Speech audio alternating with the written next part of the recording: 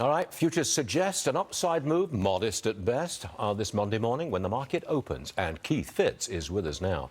All right, Keith, big question of the day. Are we headed straight for a big-time recession? And is it the Fed that's pushing us over the cliff? Oh, my goodness, Stuart. I think we're already in it, and the Fed has pushed hard. This is like a game of chicken, only they've held the steering wheel out the window so everybody else can see it, Stuart. Well, you don't expect a pivot anytime soon, do you?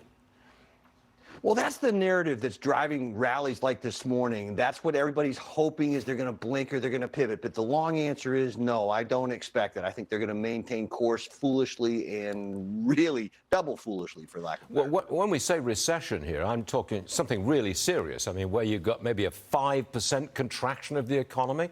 Could it be that bad? You know, that's a tough one because the economy doesn't measure out the way it used to. Most of the statistics we use to measure that stuff reflect the manufacturing or production economy of 120 years ago. So technology doesn't reflect that. I think it's probably going to be a little bit deeper than that, but the numbers won't show it. Would you buy this dip at all now? Absolutely. History shows slowly, carefully, with only the best companies, and I'm going to ignore the rest. But yes, history says that is exactly what you want to be doing, and I am doing it. But, presumably, though, what could really upset the apple cart this week is Thursday morning's consumer price index. Because if there's any shock there, I mean, to the upside, I mean, inflation getting a little worse, that would really be a dramatic thing for the market, I take it. I agree. And here's the thing. It's not necessarily the number itself. It's but how traders think the Fed's going to react to the numbers. So they're not even watching the reading. That's moot. What they're anticipating is how everybody else is going to anticipate the number. It's a Keynesian beauty contest. So at the moment, we've got 8% inflation at the consumer level, 6% core. Do you think that's going to change at all or much? You know, that's a tough one. I've been losing a lot of sleep over that one. I think the numbers are actually going to get a little bit worse for a little bit longer, but it's certainly not going to be fixing itself anytime soon. The wallet pain is going to persist. Is there anything that you would buy today?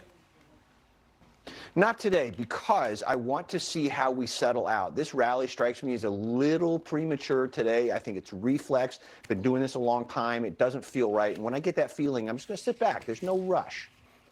You know, today the Treasury bond market is closed because it is Indigenous Peoples Day. So I think I can still buy a 3 or 6 month Treasury bill today and still get my 4% yield. Again, what's wrong with that?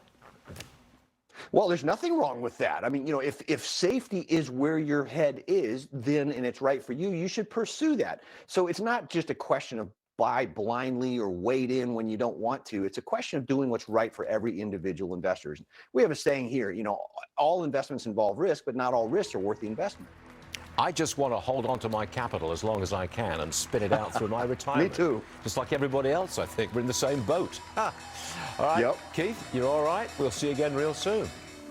Hi, it's Keith here. Thanks for checking out today's highlight clip. What'd you think? Did I make sense? Is there something you'd like to add? Make sure you leave a comment down below, and of course, click subscribe to keep up right here on YouTube, or sign up for the email newsletter at the link below. You can also find me on Twitter and Instagram for my real-time thoughts on markets, analysis, and a whole lot more.